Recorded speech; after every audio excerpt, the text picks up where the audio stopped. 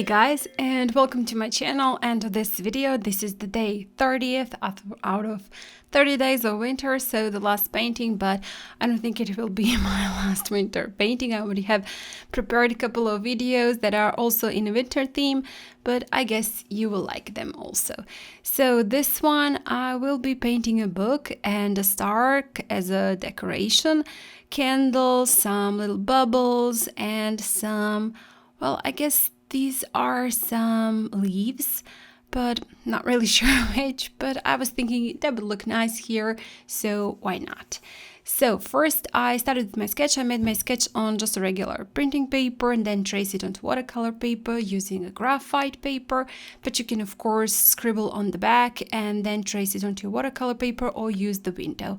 And the sketch is also available for download, and there is a link down in the description box. Go ahead to my website. Now the blog post looks a little bit different than before because it was all sorts of things going on that page, so it was loading too slow, and I decided to just redo my blog. And please do let me know if you have some problems with downloading the sketches. It should all work fine, but you know, I'm not sure. There could be some things going on, so please do let me in the comments below if you managed to download the sketch or not. There is also a place where you can leave your comments now in a post, so also I would love to hear your comments, and just do let me know what is going on the other side, on your side. So as I said, I've traced it on the watercolor paper, my sketch, and then started with my painting. I did the background, as you can see, very light wash of some brownish color, in which I've added just a little bit of blue to make it slightly grayish.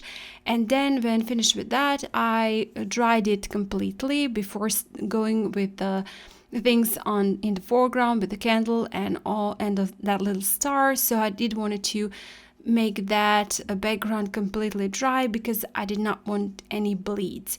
In a couple of my previous paintings I did not dry the background, but I started painting those things in the foreground, and I did like that looser effect that bleeds into the background. So you can go ahead and do that. Also, just be careful when you're using the paint for those objects in the foreground to not use very saturated paint, but very light washes, because those bleeds shouldn't be very dark. Just maybe some little indications of those bleeds. So as I said, when my background dried completely, I moved on to the foreground. I did pre-wet the candle, and then on top of it added a light wash of this. This is something like orangey color, but a little bit on the brownish side, maybe something like raw sienna. And then painted in the candle, the first wash.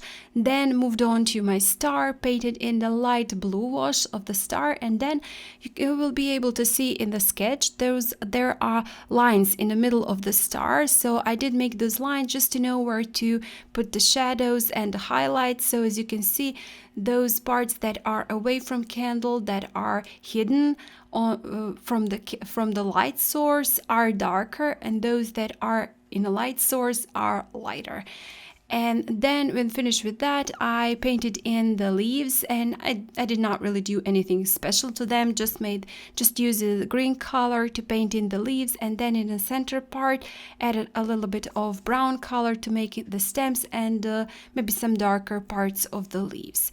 Also afterwards I moved on to the candle back, added some shadows to it, and also in the upper part with this violet color, and then painted in yellow little bubbles. And book I am painting again in a light brown, and then on top of it, especially on the left side, I'm adding darker pigment because I do want it to make it look as that part is slightly in the shadow from the candle or from the light source, so that part is a little bit darker.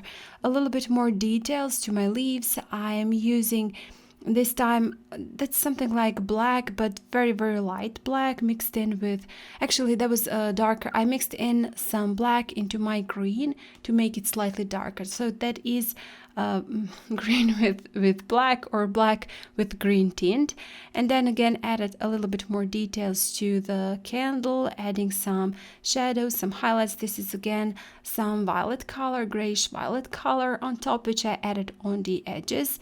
And then I've used this liner brush, script brush, very good pointy tip brush. So if you do have a brush with a pointy tip, that would be very nice to use it here, just to make some decorations to my candle, going from the lower part of the candle up to the upper part. Also, I've just added a little bit of the yellow to my candle, then moved on again to the bubbles and added some darker pigment. This is again, that's something like rose sienna on the lower part, and just to make it look as that part is slightly in shadow, or the part nearest to the candle that is turned to the candle, it has a little bit of light reflection on it. Then added some shadows again to my book, and that part that is turned away from the candle should be the darkest, so I am using some darker brown here, and also just in a corner very quite saturated dark color at the edge. Right now you can see I'm just adding very dark color here. I painted in also the part of the book where the pages are in a light wash, and then later on top of it, when that dries, I will be adding some lines with the script brush just to make it look as though there are some pages. I've also added a little bit of the black to the star, just in that center part where that part is the most in the shadow, so just to highlight the shadows on that part. And also I'm just minding where the darkest parts, where the darkest shadows are, and they're adding a little bit darker pigment, and where the light is falling on my objects, I'm using a lighter pigment. So this part is just beneath those book covers, and that part is also in the shadow, so I painted it a little bit darker. And also painted the little string going to the stars. For this I'm using black. I made a ring going just into the star, and then a string going from that ring.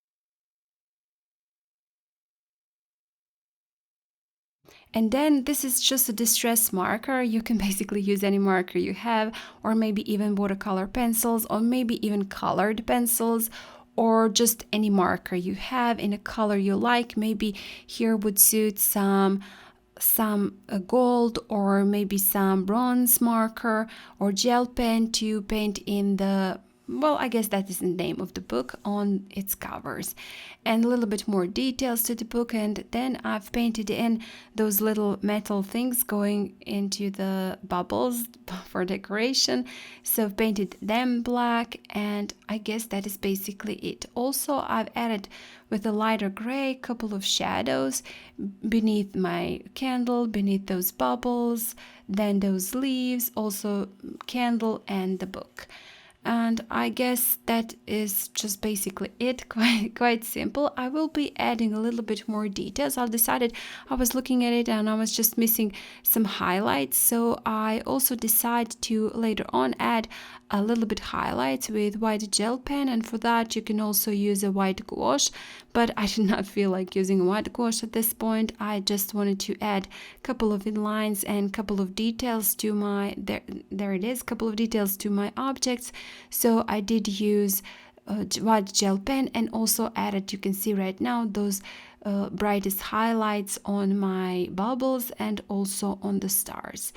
And I guess that is it. I left it to dry completely. It was practically dry, but I wanted to add a little bit more of the sprinkles, and for that I've used this lighter brown, also used some green and also some darker brown color, and then left it to dry completely before removing the tape, because you need to do that. If you remove the tape straight away while the paper is still wet, it will wrinkle, so just make sure you leave it to dry completely. I usually, when it dries, also turn it around and put some book on it or something like that, just to straighten it up. And now it is very straight, completely dry, and I'm removing my tape. And with this, I'll be finishing off this painting and of course this video. Well guys, Merry Christmas, Happy Holidays. I hope you will have a nice day with your family, and if not with your family, well, I hope you will at least see them virtually and have a peaceful and beautiful day. Thank you so much for all your support, for watching. I do hope you like this video. If you do, please hit the like button, share it, comment. Please do subscribe to my channel. That would really mean a lot to me. Maybe consider joining my channel. And well, thank you again so much. I wish you a Merry Christmas, and I hope I'll see you next time. Bye!